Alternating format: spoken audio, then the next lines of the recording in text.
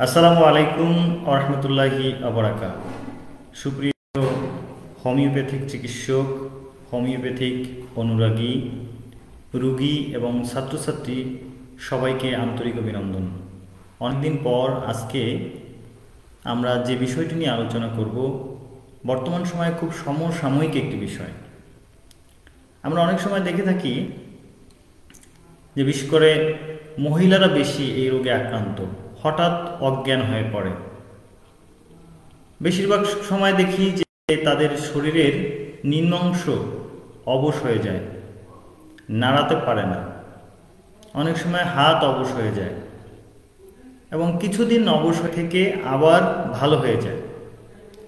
এই যে সাডেনলি এই সমস্যাগুলো দেখা দেয়, এগুলো আধুনিক ট্রিটমেন্টে অর্থাৎ ট্র্যাডিশনাল সিস্টেম অফ মেডিসিনে অনেক সময় কোনো সমস্যা খুঁজে পায় না। রোগীর সিবিসি টেস্ট করলে দেখা গেল সব কিছু নর্মাল আছে, কিডনি অর্থাৎ কিডনি নর্মাল আছে, এভরিথিং ইজ ওকে। কিন্তু ব্যাপার হলো রোগী বারবার অজ্ঞান হয়ে যাচ্ছে, মূর্ছা যাচ্ছে।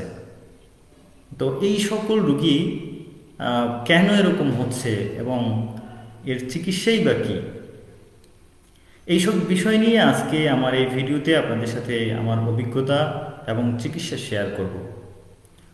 তো আমরা আজকে যে বিষয়টি এই বিষয়টি নিয়ে আলোচনা করব, তাহলে এই সমস্যাগুলো কেন হয়, কী জন্য এই সমস্যাগুলো হয় সেটা আমরা জানব। প্রথমে আসি যে অজ্ঞান হওয়া, এই সমস্যাগুলো কারা বেশি সম্মুখীন হয়। বিশেষ করে প্রসূতি অর্থাৎ যারা বাচ্চা জন্ম দিয়েছেন, বিশেষ করে সিজারিয়ান অপারেশন বা সি সেকশনের মাধ্যমে সন্তান জন্ম দিয়েছেন, এগুলো 1 নম্বর। 2 নম্বর হলো বিশেষ করে পোভার্টি ফুল এরিয়া, অর্থাৎ যে সকল এলাকায় পুষ্টির চাহিদা কিংবা গরিব বেশি, যার কারণে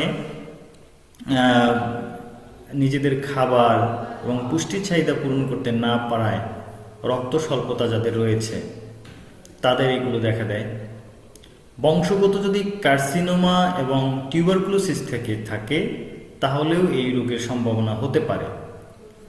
তো মজার বিষয় হলো, যখন এই জটিল রোগগুলোর চিকিৎসা করতে যাই আমরা, ট্র্যাডিশনাল সিস্টেম অফ মেডিসিনে রোগের উপরে যে মেডিসিনগুলো দেয় এবং এই রোগগুলো যখন চাপা পড়ে, রোগী কিছুদিনের জন্য ভালো থাকে। অর্থাৎ এই রোগীটি 15 দিন, 1 মাস, 2 মাস, 6 মাস অনেক সময় ভালো থাকে, কিন্তু এর পরক্ষণেই সে আবার এই নতুন করে আবার অসুস্থ হয়ে থাকে এবং অনেক সময় দেখা যায় তার চেয়ে বেশি অসুস্থ হয়ে থাকে। তো এই কন্ডিশন থেকে হোমিওপ্যাথি কি বলে, হোমিওপ্যাথিক দৃষ্টিকোণ থেকে এর ব্যাখ্যাটা কি? যারা হোমিওপ্যাথিক শিক্ষার্থী এবং চিকিৎসকরা রয়েছেন তারা জানেন, হোমিওপ্যাথিতে জটিল বা চিররোগ কিংবা কঠিন যে রোগগুলো রয়েছে এগুলোর 3টি কারণ আমাদের হোমিওপ্যাথির জনক ব্যাখ্যা করেছেন। প্রথম কারণ হলো রোগবিষ, অর্থাৎ 3টি রোগবিষ নিয়ে হানিম্যান ব্যাখ্যা করেছেন। একটা হলো সোরা, দ্বিতীয়টি হলো সাইকোসিস এবং তৃতীয়টি হলো সিফিলিস। আমরা যখন এই রোগগুলো দেখি, এগুলোর ম্যাক্সিমাম সময়ে যেটা ফলো করলাম আমি, সেটা হলো কম্পাউন্ড মিয়াজম। হোমিওপ্যাথির জনক ডাক্তার স্যামুয়েল হানিম্যান, উনি এই জার্ম আবিষ্কার হওয়ার আগে, অর্থাৎ মাইক্রোস্কোপ আবিষ্কার হওয়ার আগে, এই হোমিওপ্যাথিতে রোগের ধারণা দিয়ে গেছেন চমৎকারভাবে। চিররোগগুলোকে তিনি 3 ভাগে ভাগ করেছে রোগ বীজের উপরে। বিশেষ করে চুলকানি, অ্যালার্জি, চর্ম, এই সকল রোগগুলোর কারণে যে রোগগুলো হয় সেগুলো চাপা পড়ে নতুন রোগের সৃষ্টি হয় এবং সেই যে কন্ডিশন সেটা হলো সাইকোসিস কন্ডিশনের তৈরি হয়, স্টেটস তৈরি হয়। এরপরে সাইকোটিক মিয়াজম যখন চাপা পড়ে থাকে, তখন সাইকোসিসের একটা জটিল অবস্থা তৈরি হয়। এরপরে আমরা যখন বর্তমান সময়ে অবাধ সেক্সুয়ালিটিতে চলে যাই, তখন সিফিলিস চলে আসে।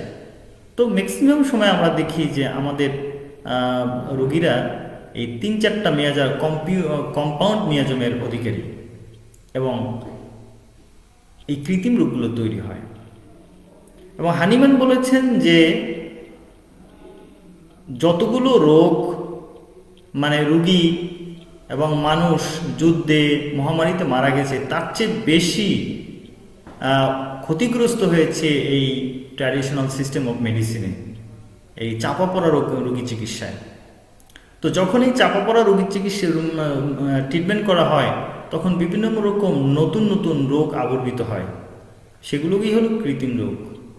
এই পক্ষাঘাত হওয়া, হঠাৎ অজ্ঞান হওয়া, এইগুলো কিন্তু এই কৃত্রিম রোগের আন্ডারে পড়ে।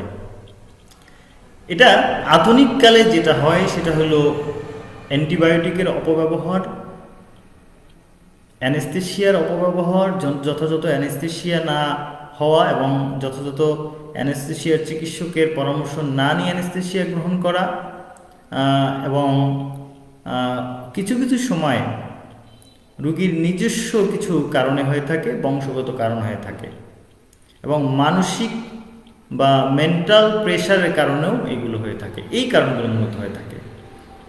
তো এখন হোমিওপ্যাথি কি করতে পারে? হোমিওপ্যাথি যেহেতু কোনো রোগের নির্দিষ্ট কোনো রোগের উপর নিয়ে চিকিৎসা করবে না, অর্থাৎ লক্ষণ অনুসারে চিকিৎসা করবে, সেহেতু হোমিওপ্যাথি চিকিৎসক যদি লক্ষণ অনুসারে এই রোগীর চিকিৎসা করেন, তাহলে এই রোগী 100% সুস্থ হতে পারে। এবং সেক্ষেত্রে আমি 3 থেকে 4টি রোগী আমার সুস্থ হয়ে আছে, যাদের আলহামদুলিল্লাহ। তো সুতরাং আমি যারা এই রোগে আক্রান্ত, তাদেরকে আমি বলবো যে একজন রেজিস্টার্ড ক্লাসিক্যাল হোমিওপ্যাথিক চিকিৎসকের কাছে পরামর্শ নিন, এবং আশা করি সুস্থতার মুখ দেখতে পারবেন। এক্ষেত্রে যে মেডিসিনগুলো বেশি ব্যবহৃত হয়, আমি নতুন এবং আমার চিকিৎসক বন্ধুদের উদ্দেশ্যে বলবো, সেক্ষেত্রে আপনারা খেয়াল রাখবেন অ্যান্টিসোরিক মেডিসিন, বিশেষ করে সালফার, ক্যালকেরিয়া কার্ভ সহ অন্যান্য medicine, antipsychotic medicine, thuja, medorrhinum, merc sol, এবং অ্যান্টিসিপিলিটিক মেডিসিন আমরা সিপিলিনাম দেখব। মার্কসলও সিপিলিটিক মিয়াজাম কভার করে। তো এগুলোর সাথে সাথে রাজটক্স, কস্টিকাম, হিপারসালফার, ব্রায়োনিয়া, জেলসিমিয়াম, গুয়েগাম, এই মেডিসিনগুলো প্রায় ব্যবহার হয়। তবে অবশ্যই এই মেডিসিনগুলো ব্যবহার করার ক্ষেত্রে যথাযথ কারণ এবং লক্ষণ অনুযায়ী ব্যবহার করবেন। তো হোমিওপ্যাথি এবং হোমিওপ্যাথি সংক্রান্ত যে কোনো পরামর্শের জন্য আমাদেরকে ইনবক্স করতে পারেন। আমাদের টিম এবং আমরা সবসময় আপনাদের সেবার জন্য প্রস্তুত আছি। সবাই ভালো থাকবেন, সুস্থ থাকবেন, এই প্রত্যাশায় আজকের মতো বিদায় চাইছি। আসসালামু আলাইকুম ওয়া রাহমাতুল্লাহি ওয়া বারাকাতুহু।